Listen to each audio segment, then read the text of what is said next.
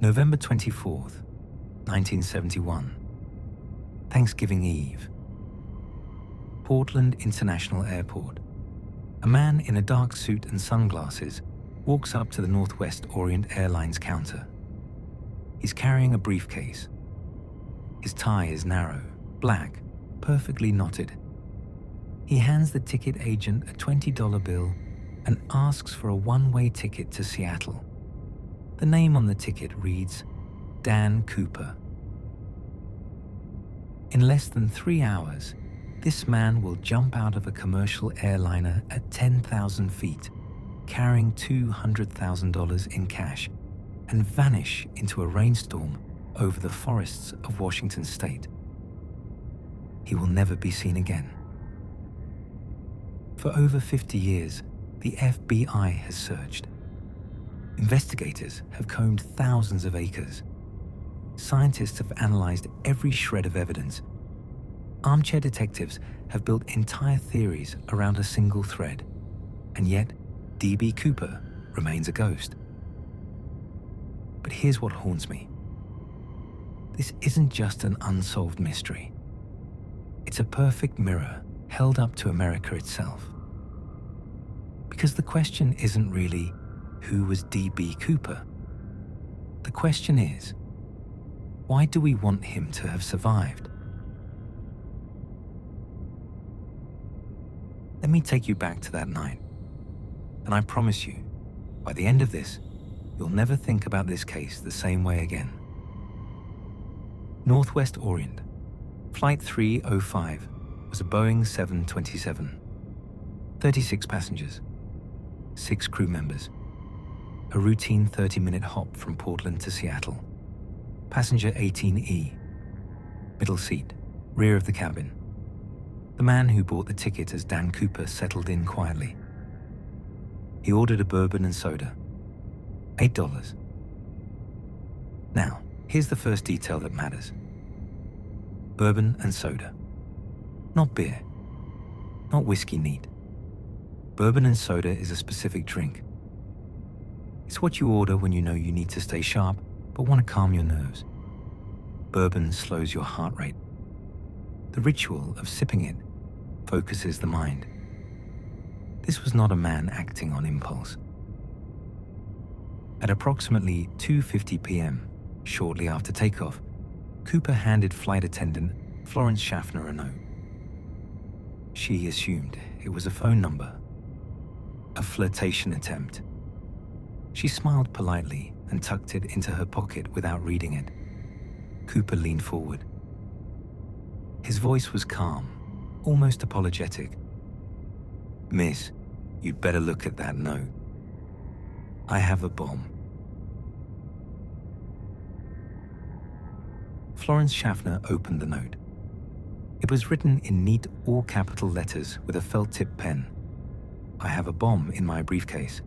I will use it if necessary. I want you to sit next to me. You are being hijacked." She sat down next to him, her hands shaking. Cooper opened his briefcase just enough for her to see inside. Red cylinders, wires, a battery. It looked exactly like what a bomb should look like, which is the first interesting thing because most people have no idea what an actual bomb looks like. Cooper did, or at least he knew what one should look like to be convincing. Then he stated his demands with the precision of someone reading from a checklist. $200,000 in $20 bills. 4 parachutes, 2 primary and 2 reserve. A fuel truck standing by in Seattle to refuel the aircraft. He wanted the money in a knapsack, and he was very specific about the parachutes. They had to be civilian sport parachutes, not military. Florence Schaffner wrote everything down and took it to the cockpit. Captain William Scott, a 25-year veteran pilot, read the note twice. He looked at his co-pilot, then radioed Seattle. "We have a hijack situation. The man appears serious. he has what looks like a bomb. What happened next tells you everything about who D.B. Cooper was, or at least who he wanted everyone to think he was. For the next 2 hours, while the plane circled above Puget Sound, waiting for the FBI to assemble the ransom, Cooper sat calmly in seat 18E. He didn't pace. He didn't threaten anyone. He ordered another bourbon and soda. When Florence Schaffner returned to check on him, he was polite, almost friendly. He asked about her job, whether she liked working for Northwest Orient. He told her she was doing a great job under pressure. He even left her a tip, though she would later say she couldn't remember how much. The other passengers had no idea what was happening. The captain had told them there was a minor mechanical issue and they'd be delayed getting into Seattle. Some passengers read magazines. Others dozed. A few complained about missing their Thanksgiving dinners. And in seat 18E, D.B. Cooper sipped bourbon and waited for $200,000, like a man waiting for a delayed train. This composure is extraordinary when you think about it. Most hijackers are nervous, agitated, prone to mistakes. They make demands, then change them. They threaten passengers. They show signs of stress. Cooper showed none of this. He was so calm that some of the flight attendants later said they wondered if he was bluffing, if there was really a bomb at all. But he wasn't bluffing about the planning. Every detail he'd specified suggested someone who thought this through carefully, who understood the systems, the procedures, the psychology of the situation. At Seattle-Tacoma International Airport, the FBI was scrambling. $200,000 in $20 bills meant 10,000 individual bills. They had to come from somewhere, and they had to come fast. Seattle First National Bank opened its vault. Bank employees worked frantically, pulling bundles of $20 bills and recording every single serial number. This is crucial. Every bill was documented. The serial numbers were photographed and typed into lists. The bills were all Series 1969, L Series notes from the San Francisco Federal Reserve. They were not sequential, but they were all recorded, which meant that if even one of those bills ever showed up anywhere in the world, the FBI would know. The recording process took time, precious time, during which Flight 305 circled over Seattle burning fuel and nerves. But the FBI was methodical. They photographed each bundle. They created multiple lists of the serial numbers. They prepared duplicate copies that would be distributed to banks across the country within days. This wasn't just about catching Cooper after the fact. It was about creating a trap that would close the moment he tried to spend the money. Every gas station, every grocery store, every bank in America would be watching for those serial numbers. The FBI was confident. Sooner or later, Cooper would need to spend that money. And when he did, they'd have him. Meanwhile, the parachutes were being gathered. The FBI contacted a local skydiving school owner named Earl Cossey. Cossey provided 4 parachutes, 2 NB-8 primary chutes rated for 240 pounds, and 2 reserves. One of the reserve chutes was actually a training chute that had been sewn shut, unusable for an actual jump. The FBI figured if Cooper took that one, it would prove he wasn't an experienced jumper. It was a small test, a breadcrumb of information they hoped might help identify him later. Earl Cossey would spend the rest of his life connected to this case. He became an expert consultant, examining evidence, offering theories, appearing in documentaries. The parachutes he provided that day became central pieces of evidence. In 2013, Cossey was found murdered in his home, beaten to death, his house ransacked. The murder was never solved, and to this day, some people wonder if it was connected to the Cooper case. Was there something Cossey knew? Something he'd discovered about the parachutes that someone didn't want revealed? Or was it just a random tragedy, a coincidence in a case already full of mysteries? We don't know. We probably never will. At 5:24 p.m., Flight 305 finally touched down in Seattle. Cooper's instructions were explicit. The plane was to taxi to a remote, well-lit section of the tarmac. All window shades were to remain down. A single individual, unarmed, would bring the money and parachutes to the rear stairs of the aircraft. Northwest Orient's operations manager, Al Lee, drew the short straw. He loaded the money, all 21 pounds of it, into a canvas bank bag, grabbed the 4 parachutes, and walked across the dark tarmac toward the 727. The rear stairs lowered. Cooper stood at the top, silhouetted against the cabin lights. Lee climbed the stairs and handed everything over. Cooper took the bag, tested its weight, then nodded. "Thank you. You can go now." Lee later described Cooper as calm, professional, almost businesslike.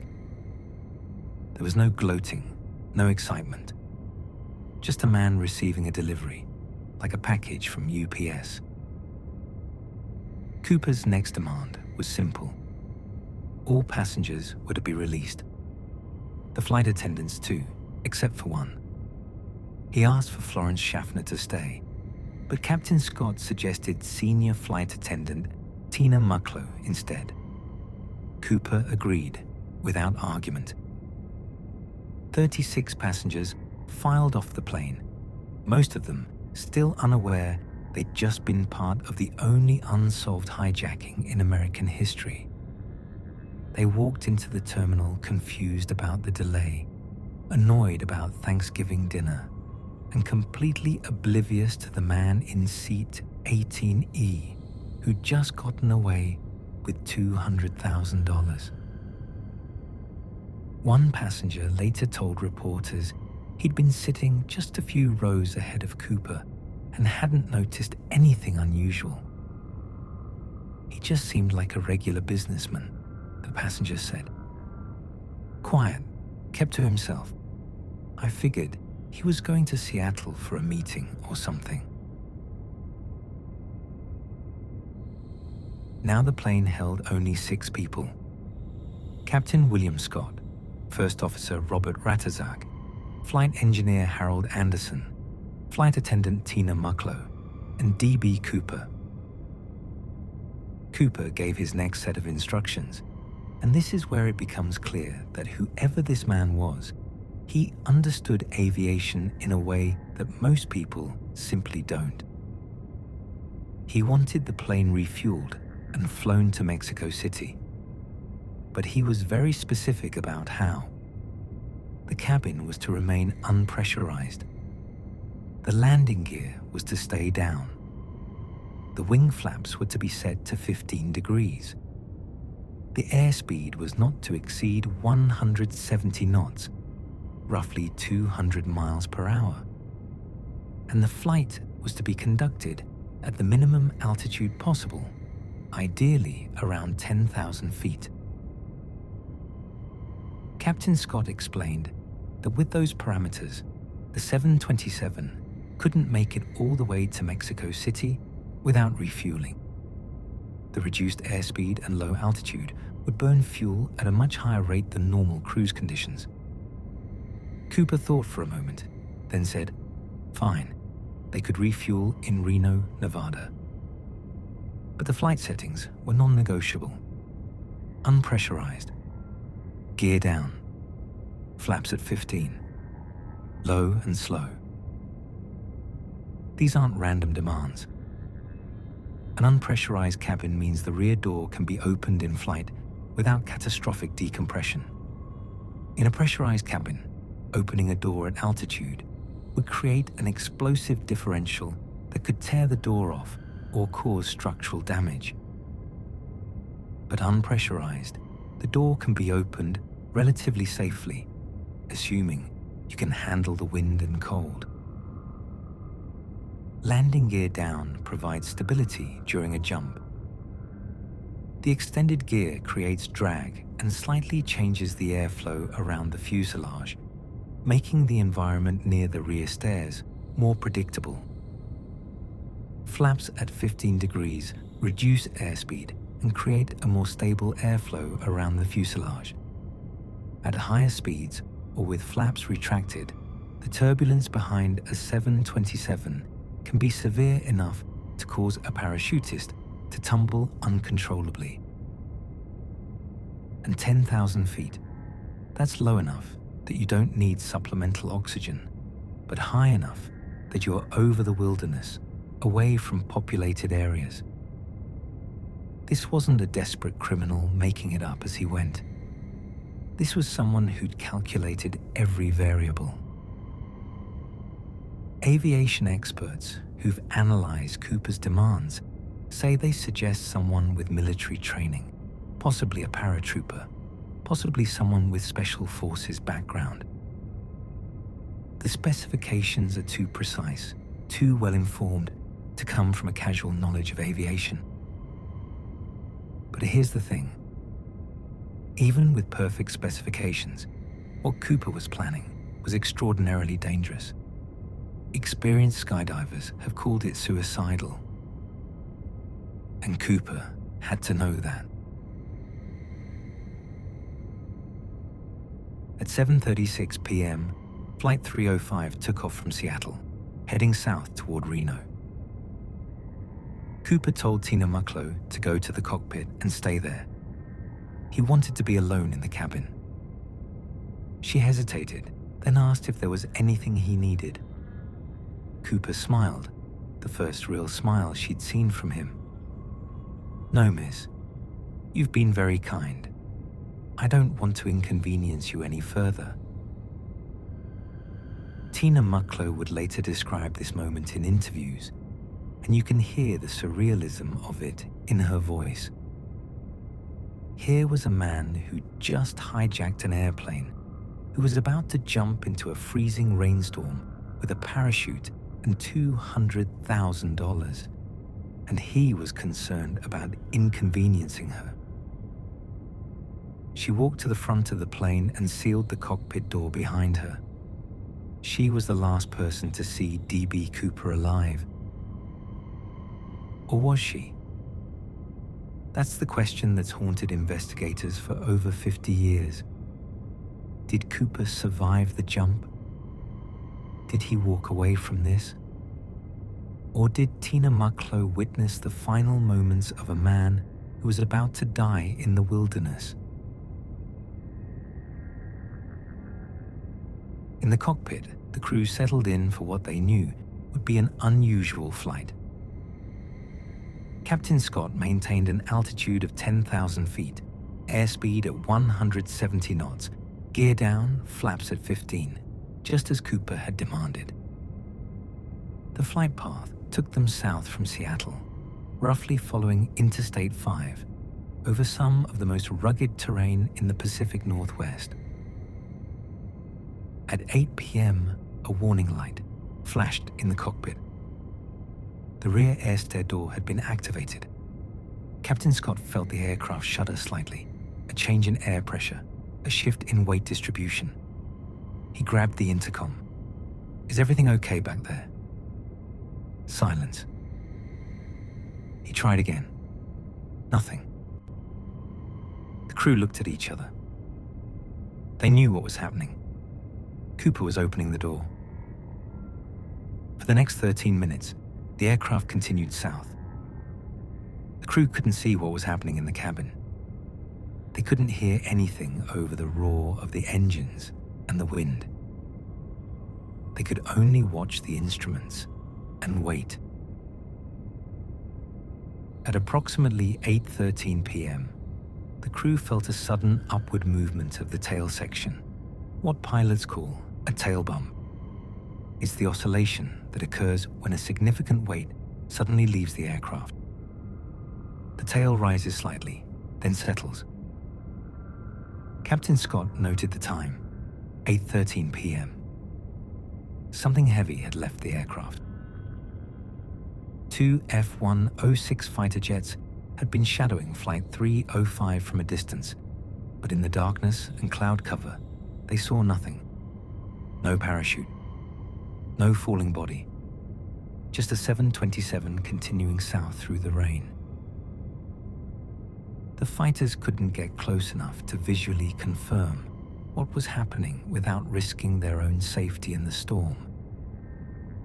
They maintained their distance, watching on radar as Flight 305 droned south toward Reno. When Flight 305 landed in Reno at 10:15 p.m., FBI agents and police swarmed the aircraft. They found the rear air stair door open, swinging in the wind. They found 2 parachutes, one of the primary chutes, and the sewn-shut reserve that couldn't be used. They found Cooper's tie, a black clip-on with a mother-of-pearl tie clip. They found 8 cigarette butts in the ashtray at seat 18E, Raleigh filter-tipped cigarettes. They found 66 unidentified fingerprints throughout the cabin. What they didn't find was D.B. Cooper, or the money, or the parachute he'd used, or the bomb, if there ever was one. The tie became one of the most analyzed pieces of evidence in the case. It was sent to FBI labs, examined under microscopes, tested for fibers and particles. In 2009, scientists found microscopic particles on the tie that included pure titanium, stainless steel, and aluminum. This combination suggested Cooper might have worked in the aerospace industry, possibly at a facility that manufactured or maintained aircraft.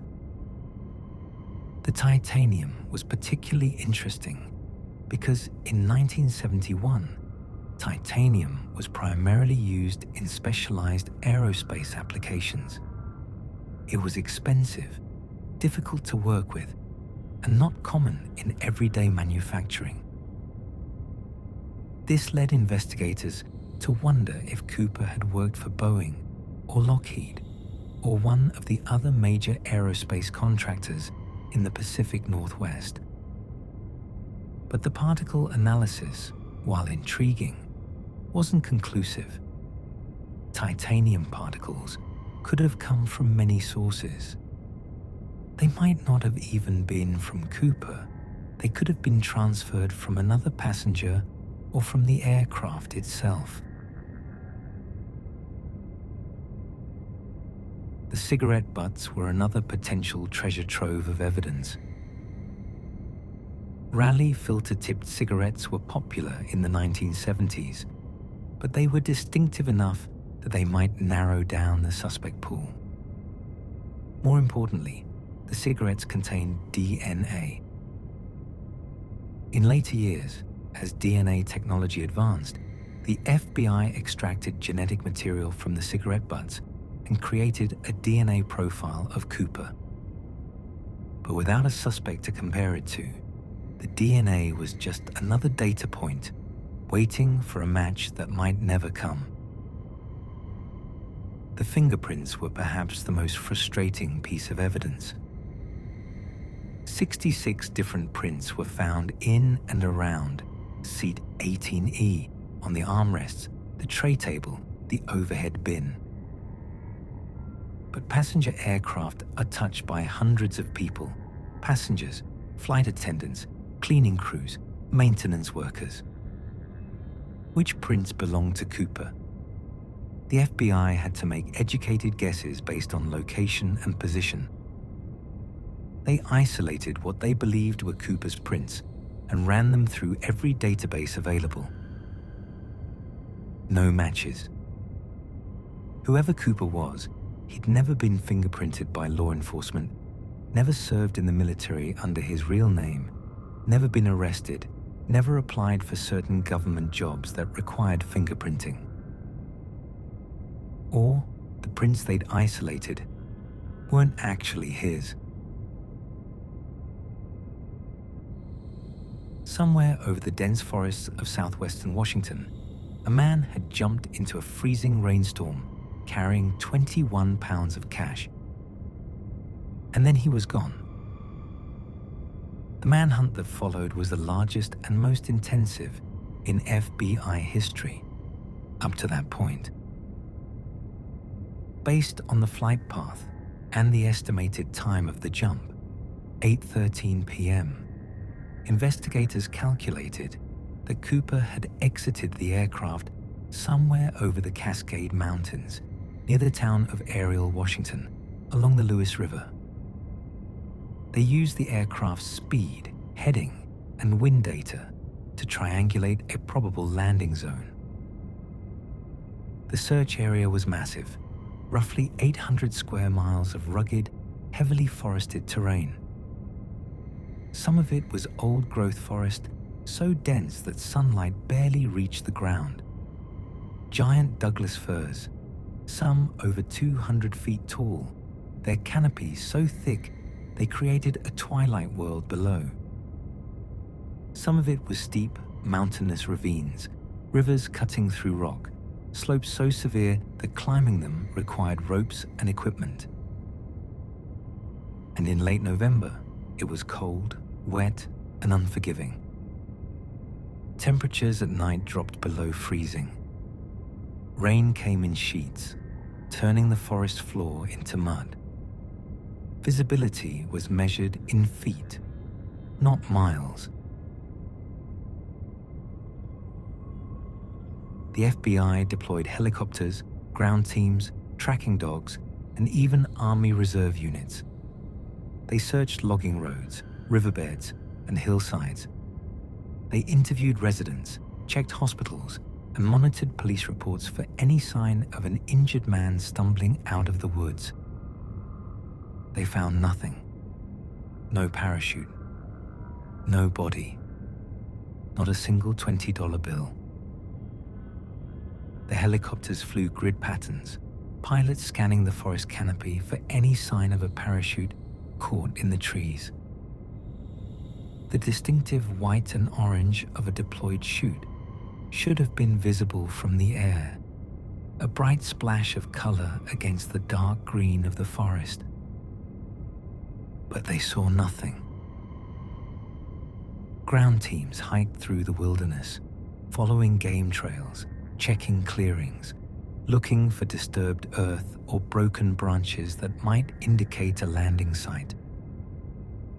The tracking dogs, brought in from local law enforcement, were given Cooper's scent from items left on the plane.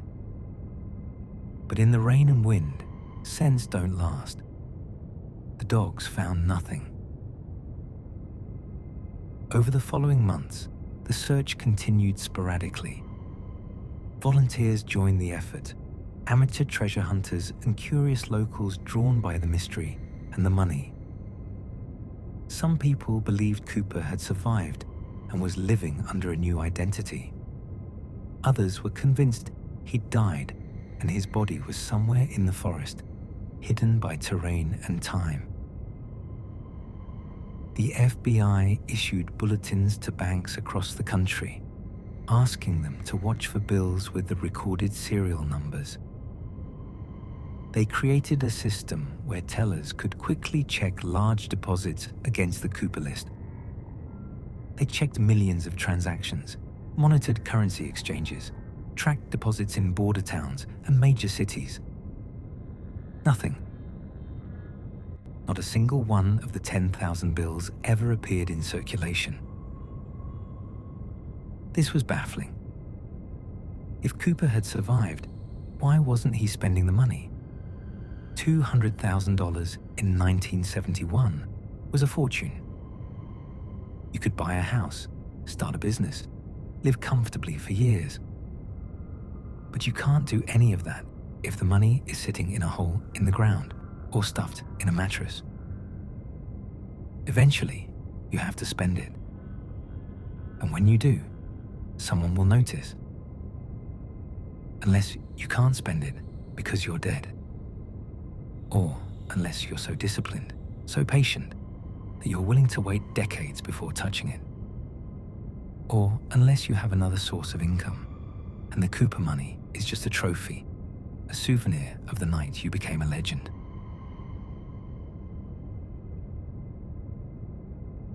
Then, in 1978, a placard from the rear stairs of a 727, the exact type that Cooper would have used, was found near Castle Rock, Washington, along the Columbia River. It was discovered by a deer hunter who was walking along a logging road. The placard was weathered, faded by sun and rain, but still intact.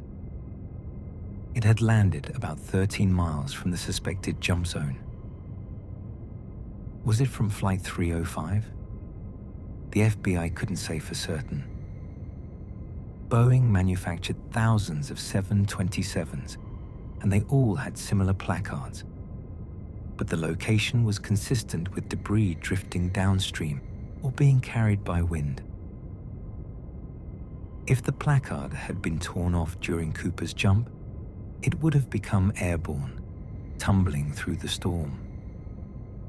Light enough to be carried by the wind, it could have traveled miles before landing. The discovery suggested that Cooper's exit from the aircraft might have been more violent than investigators initially thought. Maybe he didn't make a clean jump. Maybe he struck the stairs or the fuselage on his way out, tearing the placard loose in the process.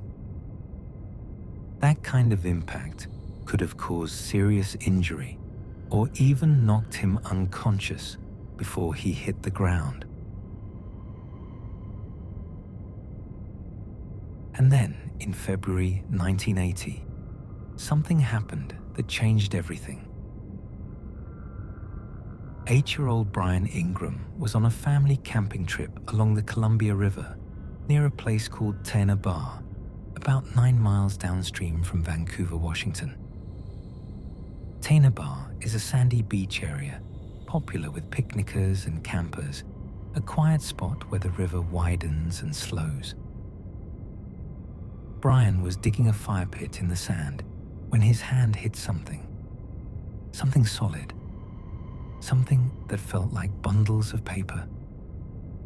He dug deeper and pulled out 3 packets of rotting $20 bills, held together with rubber bands that had deteriorated into black sludge. The bills were discolored, fragile, falling apart in his hands, but they were unmistakably money. Brian called to his parents. His father, Harold Ingram, came over and examined the find. He recognized immediately that this wasn't just someone's lost wallet. This was a lot of money, buried in the sand for a long time. Harold Ingram called the authorities. The FBI arrived within hours, bringing evidence technicians and photographers. They carefully excavated the area around the find, sifting through sand, looking for more money or any other evidence. They found nothing else. Just the 3 packets, lying in the sand a few inches below the surface. The FBI counted 290 $20 bills, totaling $5,800. They checked the serial numbers. Every single one of them matched the serial numbers from the Cooper ransom. This discovery should have been the breakthrough the FBI needed, Finally, physical evidence. A concrete link between Cooper's jump and a specific location. But instead, it only deepened the mystery. The bills were found in 3 separate packets, still bound together, which meant they hadn't been spent or scattered. They hadn't floated free and drifted randomly. They were still in their original bundles, suggesting they'd arrived at Tena Bar as a unit. The rubber bands that held them were severely degraded, turned to sticky black goo, but they were still present, still holding the bills together. This suggested the money had been submerged or buried for a significant period of time. But here's the problem. Tena Bar was not anywhere near the projected flight path. It was miles away, along the Columbia River, well outside the search zone the FBI had focused on. How did the money get there? The FBI considered several theories about how the money ended up at Tena Bar. The first and most obvious theory was that Cooper had landed in or near the Columbia River and drowned. His body and the money would have drifted downstream with the current, and over time, some of the bills worked their way into the sandy riverbank at Tena Bar. This theory had some logic to it.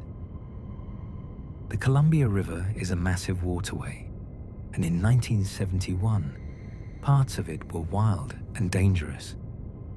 If Cooper had landed in the water, weighted down by the money and his parachute, he would have had almost no chance of survival. Hypothermia would have set in within minutes. Even a strong swimmer couldn't last long in water that cold. But there were problems with the drowning theory. If Cooper had drowned in the river with all the money, why were only 290 bills found? Where were the other 9,710 bills? Where was the parachute, which would have been even more visible and likely to wash up than paper money? Where was the body? Rivers give up their dead eventually. Bodies surface. They get caught on snags, wash up on banks, get spotted by fishermen or boaters. But in over 50 years, no body matching Cooper's description has ever been found in or near the Columbia River. The second theory was that Cooper had buried the money near the river, and it later washed into the water during a flood. The Columbia River system experiences periodic flooding, and there were several significant floods in the years after the hijacking. In particular, the floods of February 1974 and May-June 1974 were substantial, with water levels rising well above normal. If Cooper had buried the money somewhere along the riverbank and then died or left the area, the floodwaters could have eroded the burial site and carried the money downstream to Tena Bar. This theory explained why the bills were still bundled together. They hadn't been floating freely in the river for years, but had been protected in the ground until the flood dislodged them. But again, there were problems. Why would Cooper bury only part of the money? Why would he bury it so close to the river that it would be vulnerable to flooding? And if he did bury it and then left, where did he go? Why didn't he come back for it? Geologists and hydrologists were brought in to study the sediment layers at Tena Bar. They wanted to determine when the money had been deposited and how it got there. The findings were complicated and sometimes contradictory. Some geologists believed the money had been deposited during the massive flooding of 1974, based on the sediment layers above and below the find. They argued that the bills were embedded in a layer of sand that was consistent with high water deposits from that flood event. Others disagreed, pointing to the condition of the bills and the degradation of the rubber bands as evidence that the money had been there since shortly after the hijacking. They suggested the bills might have washed downstream soon after Cooper's jump, perhaps within weeks or months, and had been sitting at Tena Bar since 1971 or early 1972. The debate among experts highlighted a fundamental challenge in the Cooper case. Even when you have physical evidence, interpreting it correctly is extraordinarily difficult. Nature doesn't leave convenient timestamps. Sediment layers can be disturbed. Degradation rates vary based on countless environmental factors. And without more context, without the rest of the money or the parachute or the body, the 3 packets of bills at Tena Bar were just isolated data points, tantalizing but inconclusive. A third theory, less popular but still considered by some investigators, was that someone else found the money and later dumped it at Tena Bar. Maybe Cooper had an accomplice who was supposed to retrieve the money after the jump. Maybe that accomplice found Cooper dead and took most of the money, but for some reason, fear of being caught, perhaps, or guilt, dumped 3 packets into the river. Or maybe a random hiker found the money years later, kept most of it, and disposed of a small portion to throw off investigators. This theory was highly speculative and had little evidence to support it. But in a case where nothing made sense, even unlikely scenarios had to be considered. The FBI interviewed the Ingram family extensively. Had they noticed anything unusual about the area? Had they seen anyone else nearby? Had they disturbed the site before finding the money? The Ingrams were cooperative and consistent in their answers. They were just a family on a camping trip. They'd chosen Tena Bar randomly because it looked like a nice spot. They had no connection to the Cooper case and no reason to lie. Eventually, after years of legal wrangling, the Ingram family was allowed to keep some of the money as finder's fee. In 2008, 15 of the bills were auctioned off by a memorabilia company.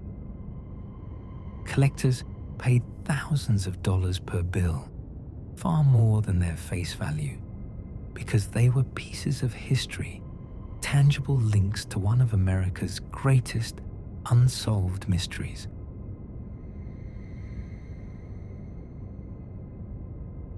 The discovery at Tena Bar told investigators that at least some of the money had ended up in the Columbia River system.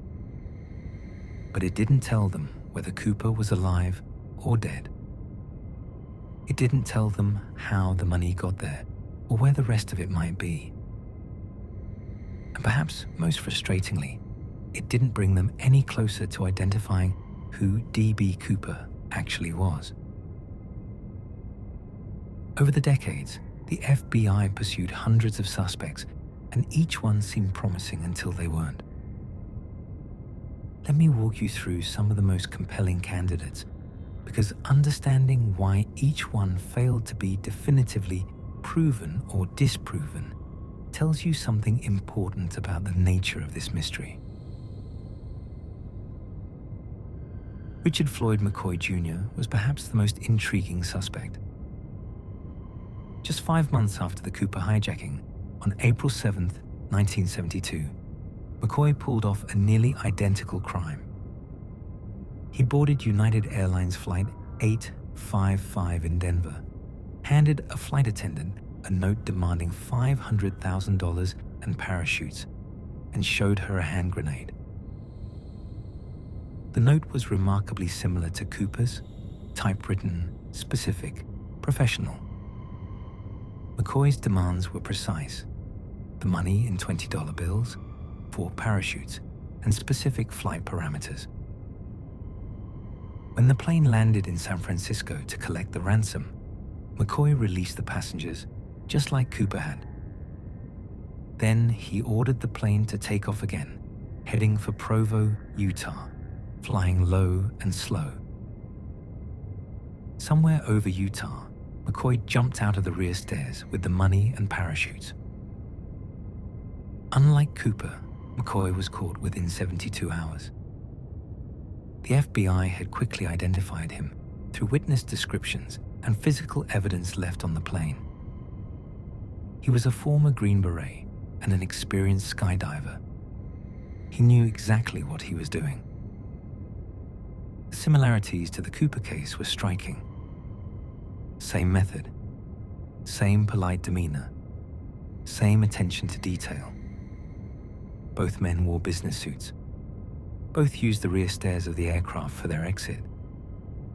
Both demanded parachutes and specific flight parameters that showed knowledge of aviation. Some FBI investigators became convinced that McCoy was Cooper. It seemed too coincidental that two men would independently come up with such similar plans within months of each other. But there were significant problems with the McCoy theory. First, the physical descriptions didn't match. Witnesses on Flight 305 described Cooper as being in his mid-40s with dark brown eyes, olive complexion, and a receding hairline.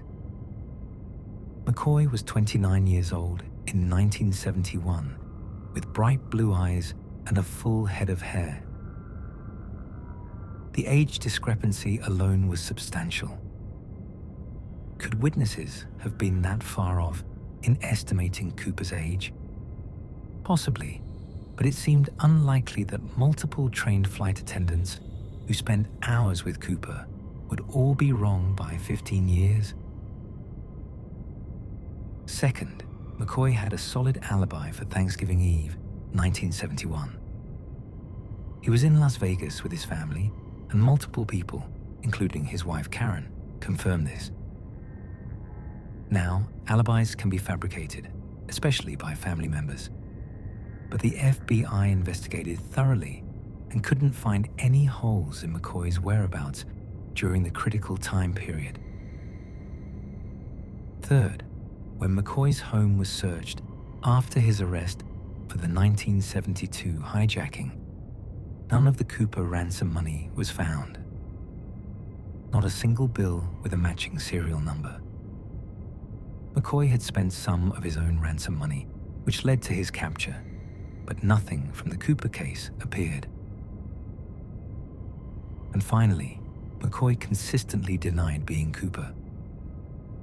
Even after his conviction for the Utah hijacking, even when he had nothing to lose, he maintained he had nothing to do with the Portland to Seattle flight. McCoy was sentenced to 45 years in prison for the 1972 hijacking. In August 1974, he escaped from Lewisburg Federal Penitentiary with several other inmates. He was on the run for 3 months before FBI agents tracked him down to Virginia Beach, Virginia. On November 9th, 1974, when agents attempted to arrest him, McCoy pulled a gun. In the shootout that followed, he was killed. He died without ever confessing to being D.B. Cooper. And so the question remains unanswered. Was Richard McCoy inspired by Cooper's successful hijacking, or was he Cooper himself, coming back for one more score?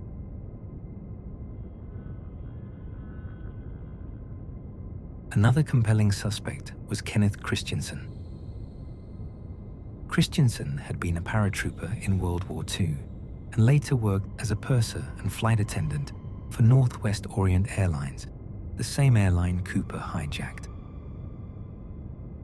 This was significant because it meant Christiansen knew the 727 inside and out.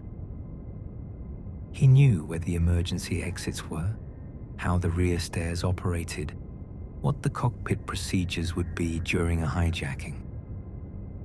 He would have understood exactly what flight parameters were necessary for a safe jump. Christiansen lived in the Seattle area and was off duty on November 24, 1971. He was the right age, mid-40s, and roughly matched the physical description of Cooper. He was a smoker, just like Cooper. And here's where it gets interesting. Shortly after the hijacking, Christiansen made several unusual purchases. He bought a house, paying in cash. He bought a new car, also cash. For a man who'd been living modestly on a flight attendant's salary, this sudden influx of money raised questions. Christiansen's brother, Lyle, became convinced that Kenneth was Cooper. After Kenneth died in 1994, Lyle found some items among his belongings that deepened his suspicions. There was a Northwest Orient pilot's manual that Kenneth shouldn't have had. There were maps of the Pacific Northwest with certain areas circled.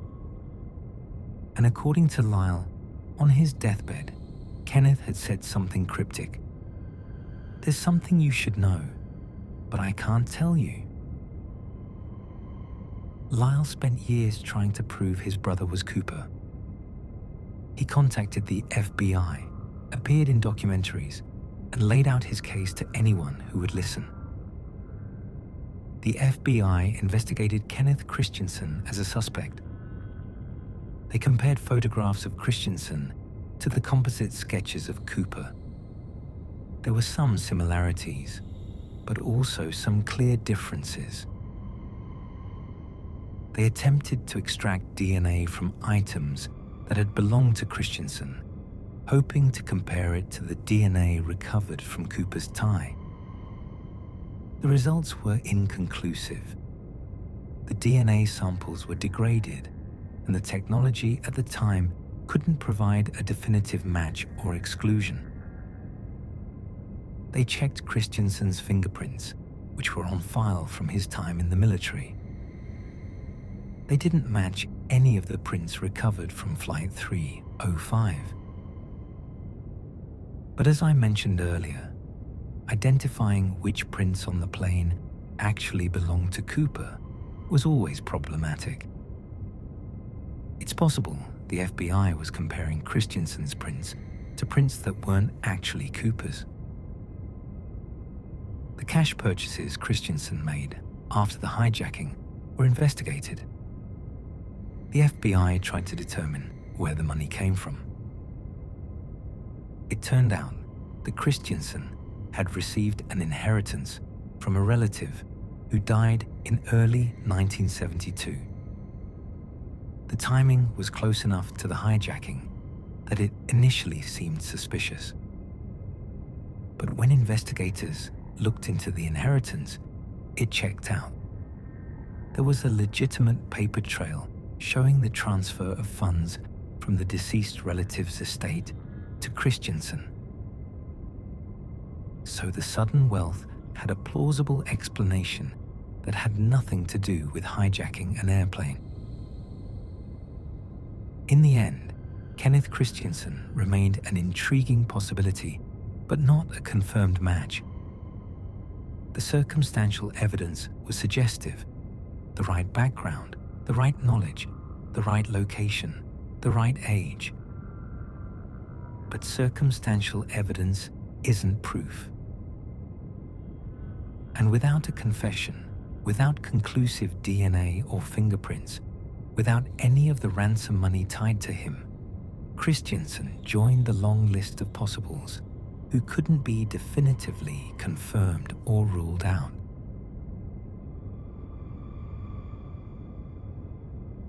Then there was Lynn Doyle Cooper, known as LD. In 2011, a woman named Marla Cooper came forward with a startling story. She claimed that her uncle, LD Cooper, had been DB Cooper.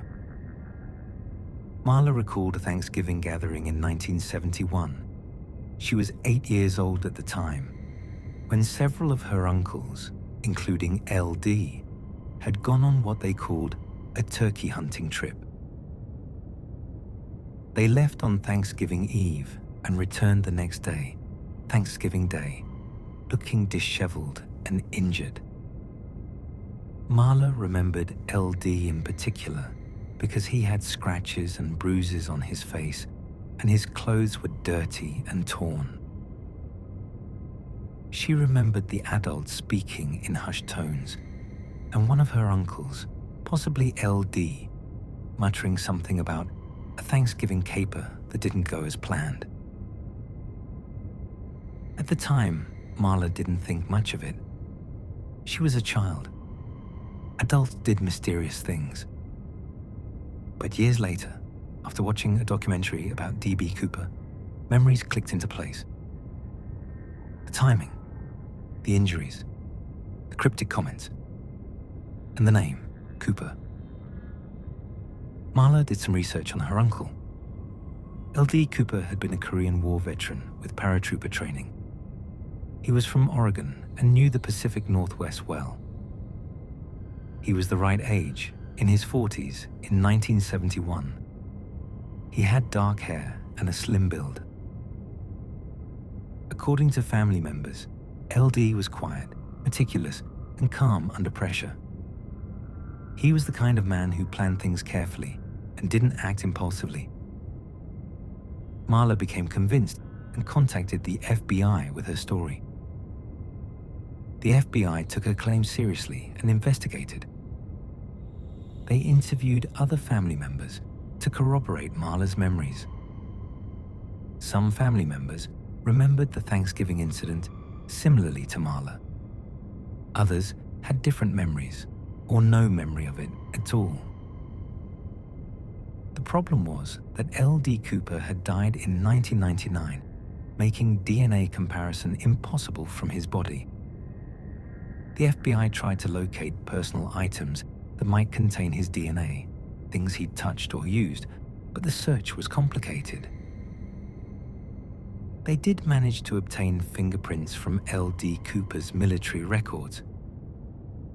When they compared those prints to the prints recovered from Flight 305, there was no match. Once again, the caveat applied. If the prints from the plane weren't actually Cooper's, then the comparison was meaningless. The FBI also looked into LD Cooper's activities and whereabouts in late 1971. They couldn't find any direct evidence linking him to the hijacking. No plane tickets purchased. No suspicious financial activity. No witnesses who could place him in Portland or Seattle on that day. Marla's story was compelling, especially because she had nothing obvious to gain from it. She genuinely believed her uncle was DB Cooper and wanted to help solve the mystery. But belief, even sincere belief, isn't evidence. And childhood memories, especially memories from a traumatic or exciting event, can be unreliable. The human brain is remarkably good at constructing narratives that feel true but aren't necessarily accurate. LD Cooper remained on the FBI's list of suspects, but like so many others, he couldn't be conclusively confirmed or ruled out.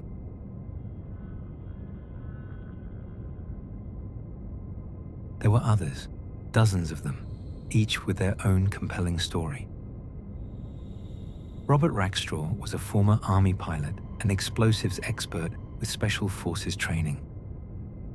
He had a criminal record, a history of deception, and physical features that roughly matched Cooper's description. A team of investigators, including former FBI agents, spent years building a case that Rackstraw was Cooper.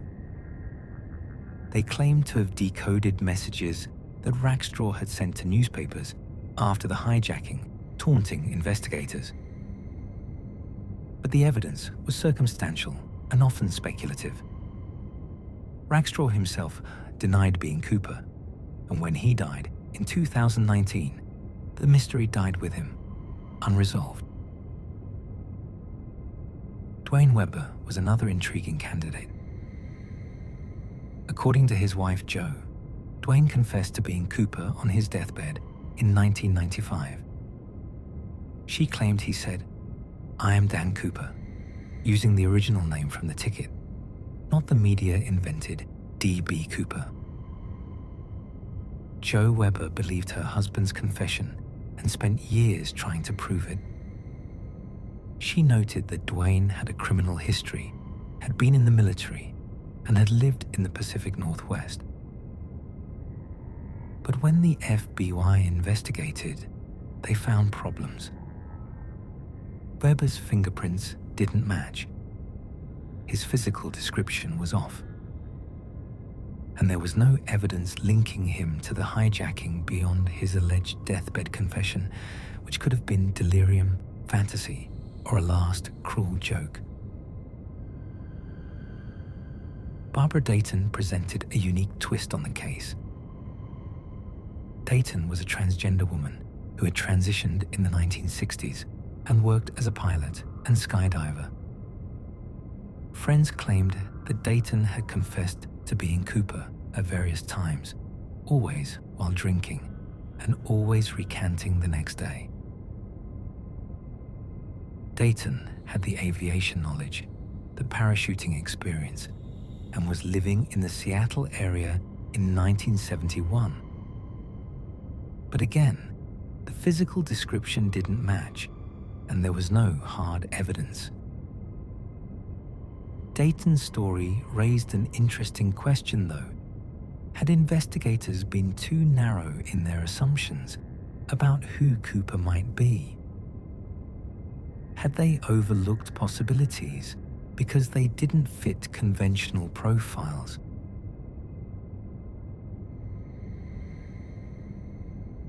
Each suspect brought new evidence, new theories, and new hope. And each one eventually fell apart under scrutiny. The FBI officially closed the D.B. Cooper case in July 2016, citing a lack of credible leads and the need to focus resources elsewhere. In their closing statement, they said the case had consumed thousands of investigative hours and significant resources over 45 years. They acknowledged that despite the effort, they'd been unable to definitively identify Cooper or determine his fate. The decision to close the case was controversial. Some people felt it was an admission of defeat. Others argued it was a pragmatic decision. The case was cold, and resources could be better used elsewhere. But here's what's important. Closing the case didn't mean declaring Cooper dead or alive. It didn't mean giving up on identifying him. It simply meant the FBI would no longer actively pursue new leads unless something truly significant emerged. And that admission, that rare moment of institutional humility, is perhaps the most honest thing anyone has ever said about this case. Because the truth is, we don't know what happened to D.B. Cooper. We have theories, we have evidence, we have suspects, but we don't have answers.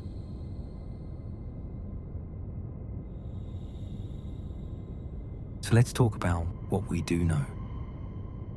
Let's examine the evidence, the probabilities, and the physics of what Cooper attempted that night. Because understanding what he faced might tell us whether survival was even remotely possible. On the night of November 24th, 1971, the weather over southwestern Washington was absolutely brutal. The National Weather Service records show freezing rain, wind gusts up to 40 miles per hour, and cloud cover so thick the visibility was near zero. The temperature at 10,000 feet would have been around 7 degrees Fahrenheit. That's 7 degrees above zero, not below. But that's the ambient temperature, not accounting for wind chill.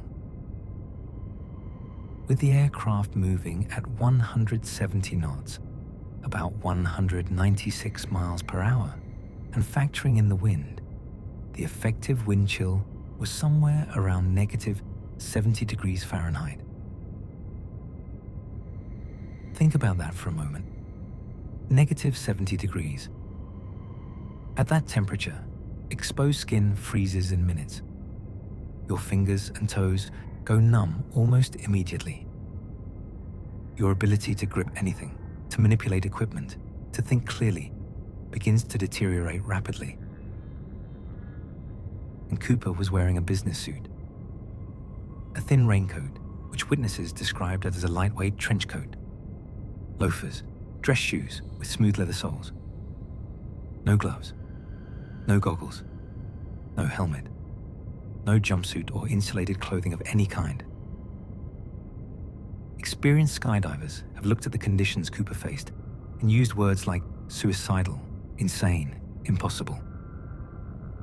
Modern sports skydivers wear jumpsuits, helmets, gloves, and goggles, even in good weather.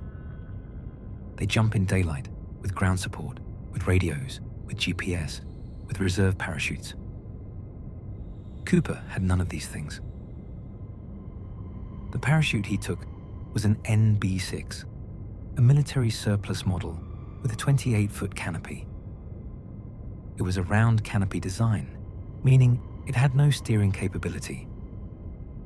Modern parachutes are rectangular and highly maneuverable. You can steer them, control your descent rate, choose your landing spot with precision. Round canopies like the NB6 don't work that way. They descend in whatever direction the wind pushes them. You have almost no control.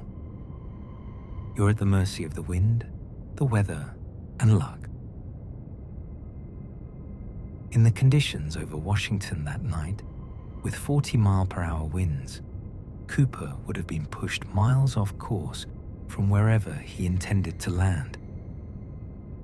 He would have had virtually no ability to avoid obstacles like trees, power lines, or cliffs. And then there's the money. 21 pounds of cash in a canvas bag. Most skydivers will tell you that jumping with that much weight, improperly secured, would throw off your balance and stability in free fall. If Cooper didn't secure the money bag properly to his body, it could have shifted during the jump, causing him to tumble. Tumbling in free fall is dangerous even for experienced skydivers. It's disorienting. It can make it difficult to find and pull your ripcord. And if you're tumbling when the parachute deploys, the lines can wrap around you, creating a malfunction that turns your parachute into a useless tangle of fabric. If the money bag wasn't properly secured, it could have torn free during the exit or the descent, possibly taking the parachute with it or tangling in the lines. Even if everything went perfectly with the parachute deployment, Cooper still faced the landing. The forests below were dense with old-growth Douglas firs, trees towering over 200 feet tall. Landing in trees with a round parachute at night in a storm is extraordinarily dangerous. The parachute can get caught in the upper branches, leaving you suspended 100 or 150 feet off the ground, swinging in the wind. Even if you have the equipment to lower yourself, rope, harness, carabiners, it's a technical and dangerous process. Cooper had no such equipment. If he got caught in a tree, he'd be stuck there in freezing temperatures in a rainstorm until hypothermia killed him or he fell. If he missed the trees and landed on the ground, the impact would have been severe. Round canopies descend faster than modern parachutes. The landing is hard, like jumping off a 12-foot wall. You're supposed to do a parachute landing fall, or PLF, a specific technique where you roll to distribute the impact. But doing a PLF in the dark, on uneven ground, carrying extra weight, in dress shoes, on wet terrain, the chances of injury are extremely high. Broken ankles, broken legs, shattered kneecaps, spinal injuries, all common in bad parachute landings. And even if Cooper survived the landing without major injury, he still had to survive the wilderness. November in the Cascades is cold, wet, and unforgiving. Hypothermia can set in within hours if you're wet and can't get warm. Cooper would have been soaking wet from the rain during his descent. His business suit would have provided almost no insulation once wet. He would have needed to find shelter, start a fire, get dry, all in the dark, possibly injured, in terrain he didn't know. The nearest town, Ariel, was miles away through dense forest. The nearest road even farther, and in 1971, there were fewer logging roads and trails than there are today. Without a compass, without a map, without knowing exactly where he'd landed, Cooper would have been trying to navigate by guess and instinct. To survive all of that, Cooper would have needed not just skill and training, but an almost superhuman level of endurance, luck, and will.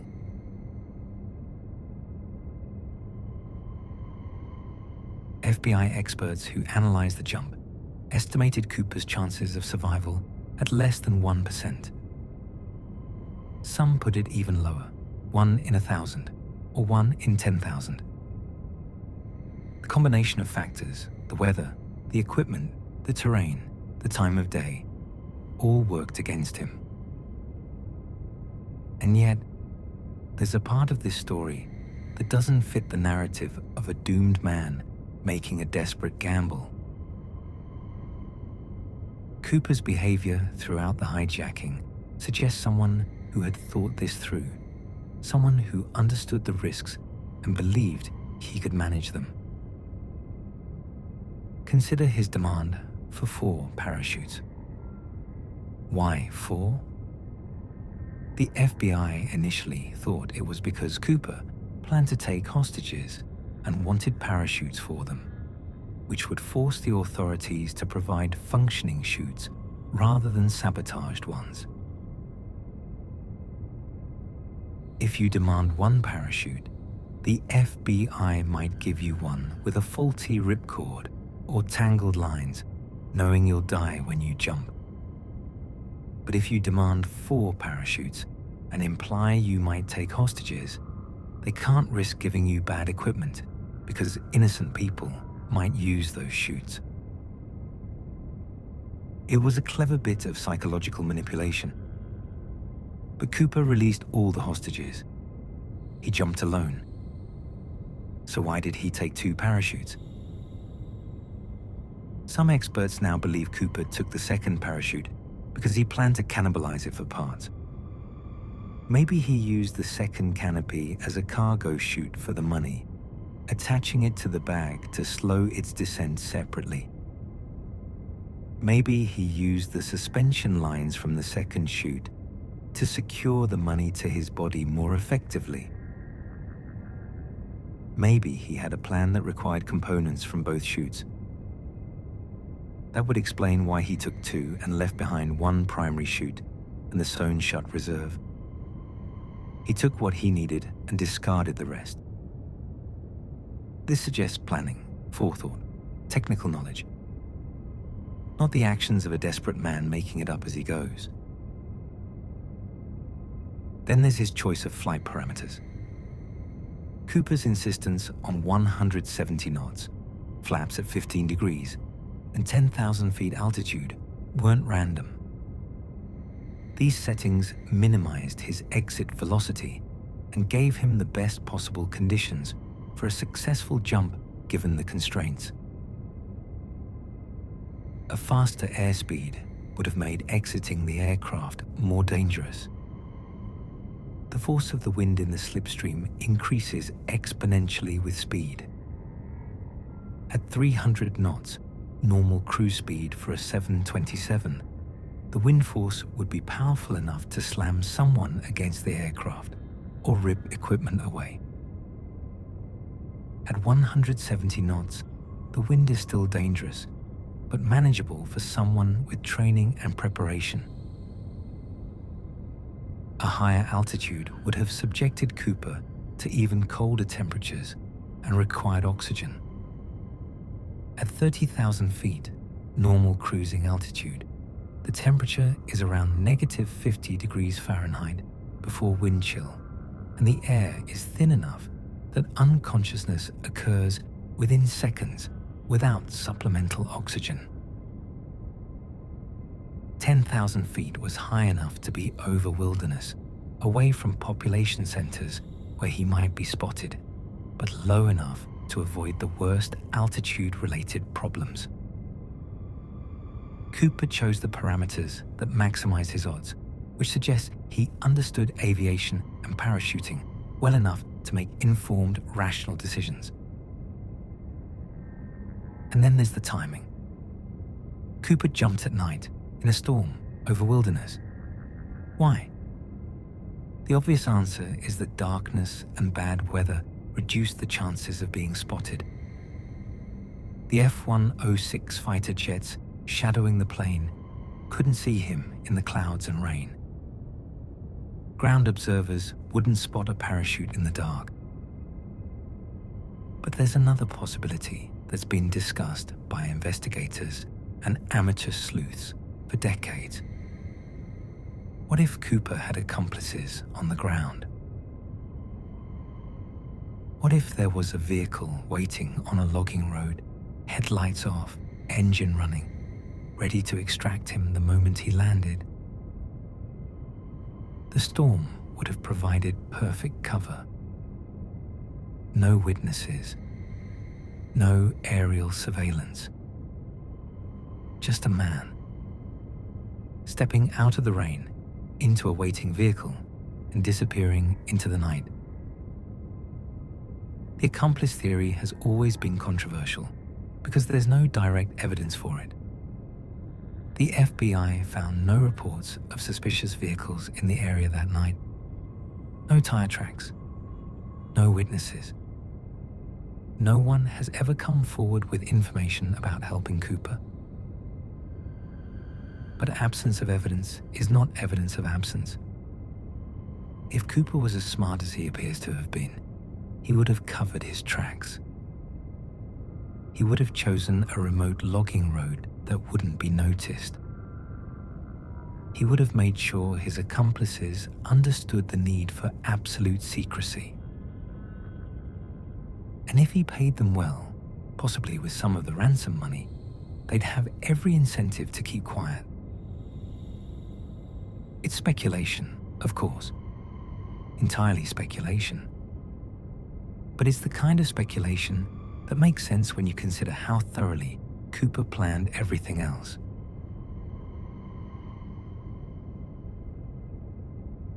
So where does that leave us? We have a man who planned meticulously, who executed his plan flawlessly up until the jump, and then vanished completely. We have 290 bills, $5,800, found at Tena Bar, suggesting at least some of the money ended up in the Columbia River system. We have no body, no parachute, No credible sightings, and no more ransom money ever appearing in circulation.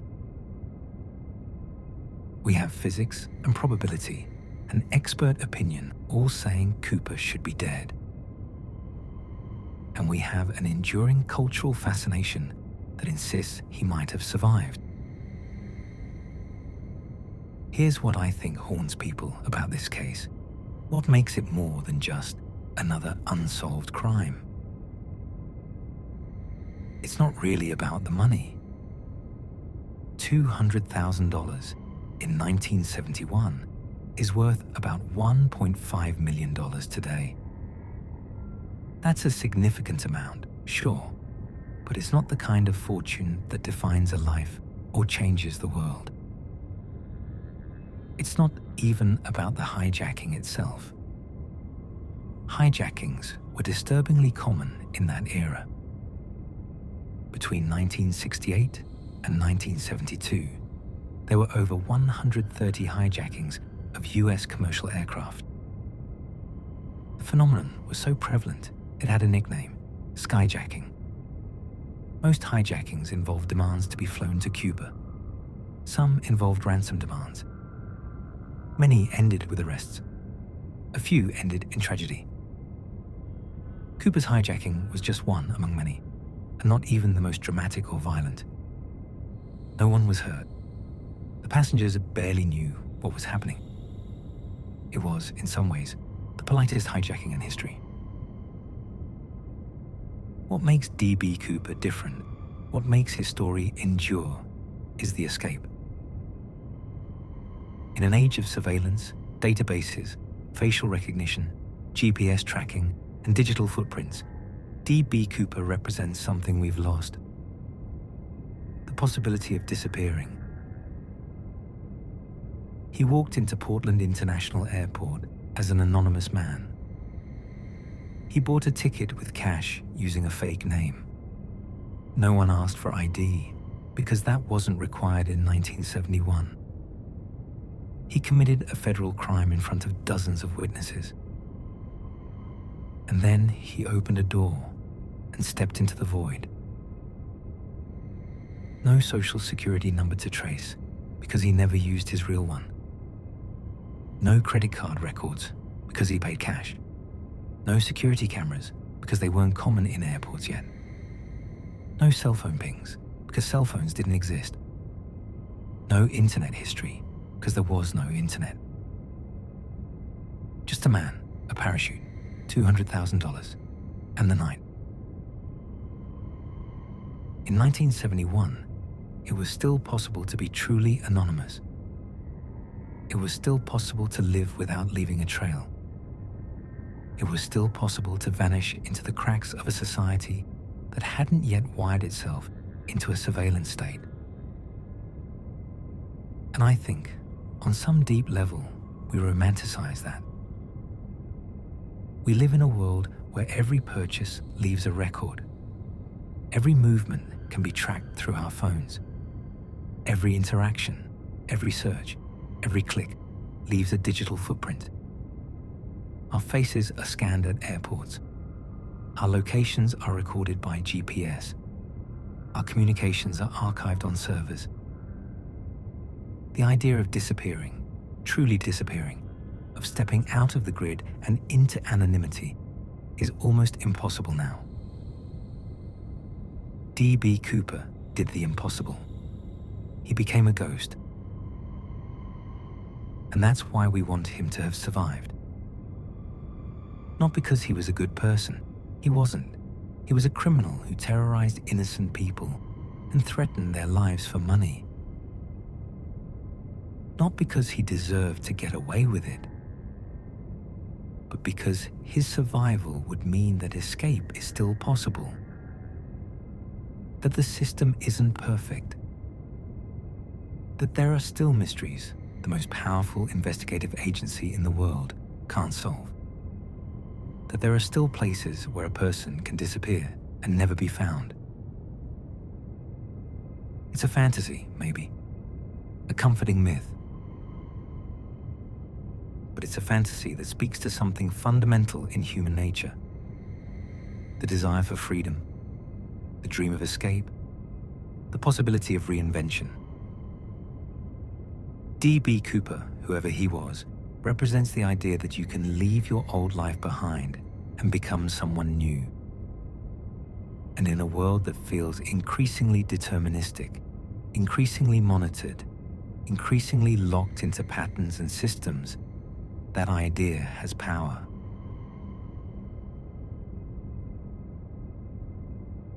But let's be honest about what probably happened. The most likely scenario, the one that fits the evidence and the physics, is that D.B. Cooper died that night. He jumped into a freezing rainstorm over mountainous wilderness. He was wearing inadequate clothing for the conditions. He was carrying a heavy, awkward load. He was using a parachute with no steering capability.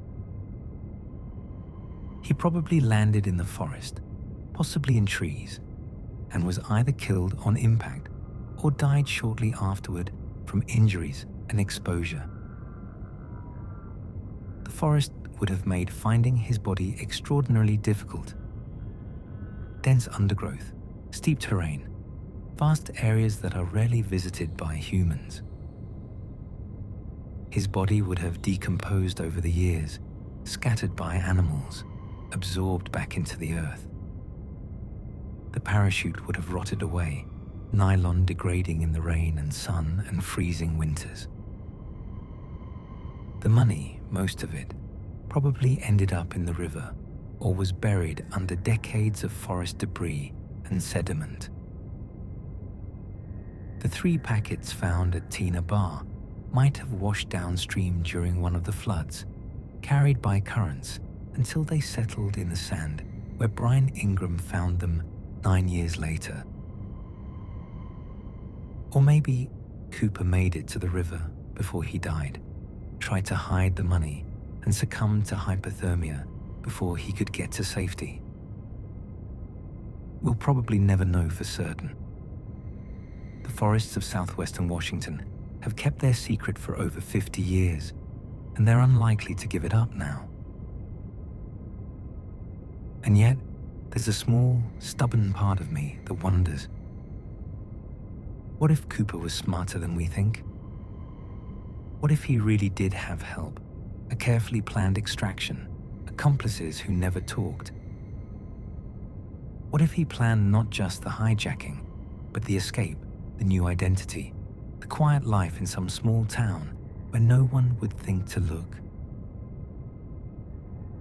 What if he never spent the Cooper money because he didn't need to, because he already had resources, and the money was just proof, a trophy, evidence of the night he pulled off the impossible? What if, somewhere out there, an old man is sitting on a porch, watching the sun set over mountains that look familiar, thinking about the night he jumped out of a 727 and became a legend? It's unlikely. It defies probability and physics and common sense. But it's not impossible. And that impossibility, that tiny sliver of doubt, is what keeps this case alive. Because as long as we don't know for certain, the legend lives. As long as there's a possibility, however remote, that D.B. Cooper beat the odds and walked away free, we can hold on to the idea that escape is still possible. That you can step out into the unknown and survive. That you can disappear and never be found. That the system, for all its power and technology, still has blind spots where a clever person can slip through.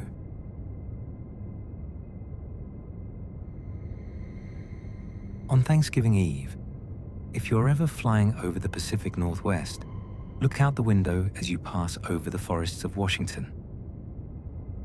Somewhere down there, in the Douglas firs and the ravines, in the rivers and the silence, D.B. Cooper is waiting.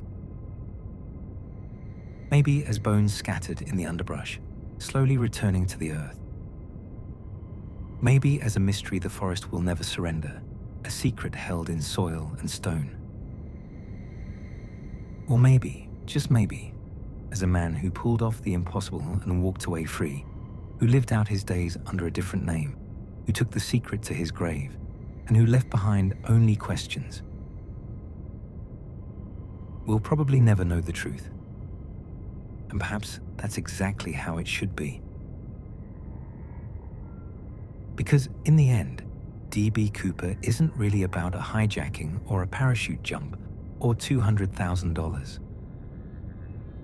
He's about the possibility of the impossible. He's about the enduring human need for mystery in a world that's running out of them. He's about the idea that somewhere, somehow, there's still a way out, still a door you can open, still a place where you can step into the darkness and disappear. And that idea, that fragile, unlikely, beautiful idea, is worth more than all the money in the world. Maybe D.B. Cooper knew that. Maybe that's why he jumped. Not for the money, but for the freedom, for the legend, for the mystery that would outlive him and capture the imagination of millions. If that was his goal, he succeeded beyond measure.